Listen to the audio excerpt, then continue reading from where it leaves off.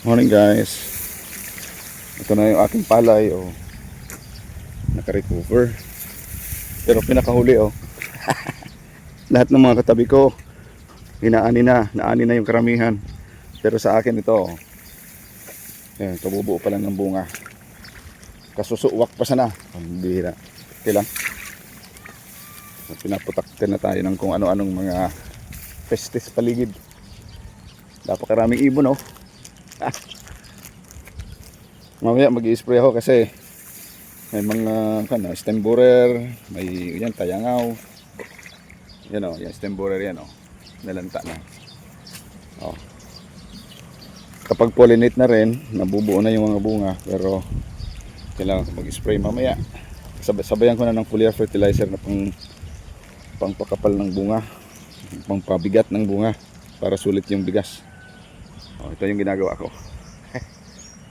Naglalagay ng yaw-yaw. Yan yan, pangbugaw ng ibon. Hindi naman nabubugaw yung ibon ito wala lang, dekorasyon lang sa palayan. Yan, kinakailangan meron tayong patunog para matakot yung mga ibon palayo sa ating palayan. Yan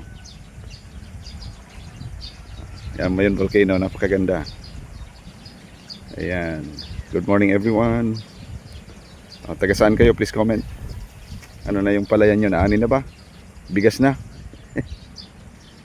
Sa akin ito, berdeng berde pa. Ito ang pinakanguling itinanim sa lawak ng palayan na yan. Okay, anyway, sa akin na yung tubig ngayon Yan. Ang problema sa akin din lahat ng ibon. Okay, God bless inyo lahat. Ito galing sa palayan ng Daraga Albay. God bless everyone. Samantala, ayan, nagpapabungkal na tayo ng lupa. Land cultivation na to, preparation para sa itatanim kong talong at iba pang gulay. Ayan. Medyo pahirapan ang pagtatanim dito, lalo na sa maintenance dahil sa wala tayong tubig. Pero sisikapin natin magkaroon ng dripping system dito sa pagitan ng mga nyug natin na pahabol. At magiging successful ang paglago ng mga nyug na to. Sa kabilang dako naman, spray ng kalamansi dahil sa namumutak din yung mga bulaklak. Yan yan, pag hindi natin to inalagaan, naglalaglagan lang yung mga bunga at saka kakainin lang ng mga mapirwisyong peste. Wala tayong aanihin. Kaya kailangan talaga seryoso tayo sa ating pagiging magsasaka, lalong lalo na sa mga pag-aalaga ng ganitong klaseng gulay. Gulay ba to? O halaman? Kasi kalamansi may considered bahagi ito ng mga gulay, although wala sa bahay kubo. Pero tingnan nyo mga bulaklak matindi na yan. Kaya every other day nag-i-spray ako. Pinakamatagal na yung 3 days. At pinakamabisang paraan ng pag-spray nito ay sa gabi, sapagkat walang mga pollinators. Yan. Sa araw kung mag-spray tayo, pati yung mga bubuyog ay mapapatay natin. Yun ang nagpo-pollinate ng mga bulaklak. Kaya the best talaga ng timing ng pag-spray ay sa gabi, late afternoon at saka sa gabi. Isa pa ang advantage ay kapag gabi ay malamig, kaya hindi tayo gaanong napapagod. Yan. Kaya I prefer na sa gabi ako mag-spray, either late afternoon hanggang gabi. Yan. Tingnan nyo, ang bango-bango na dito sa aking kalamansian dahil sa napakarami na yung bulaklak na umuuspong, namumukadkad. Yan. Kaya ito na yung pagkakataon na alagaan natin ng hustos, pagkat ito ay magiging bunga at ang bunga ay magiging pera. Yan grabe na yung bulaklak kukumpulan. Sa kabilang ibayo naman, may mga kalamansi tayo dyan at saka saging. Yung saging ko ay hindi na gaanong nami-maintain. Ang dami ng mga tuyong dahon, kinakailangan ng magtanggal o mag-delete.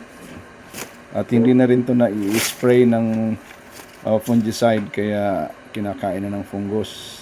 Ganun pa man, pwede tayong kumuha pa rin dito ng mga subwal para mailipat tanim o kaya maibenta, para meron tayong pambili ng maintenance. Sangkaterba na ang mga saha at may mga fungus na rin yung ibang puno, kinakailangang sunugin para mapuksa yung pagkalat ng mga fungus.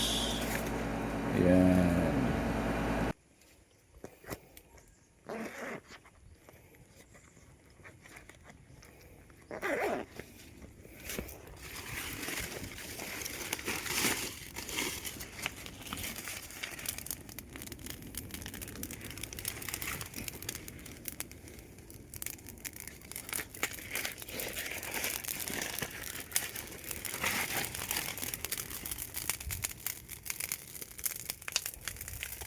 Hanggang sa muling panunood ng ating video para sa ating farm update.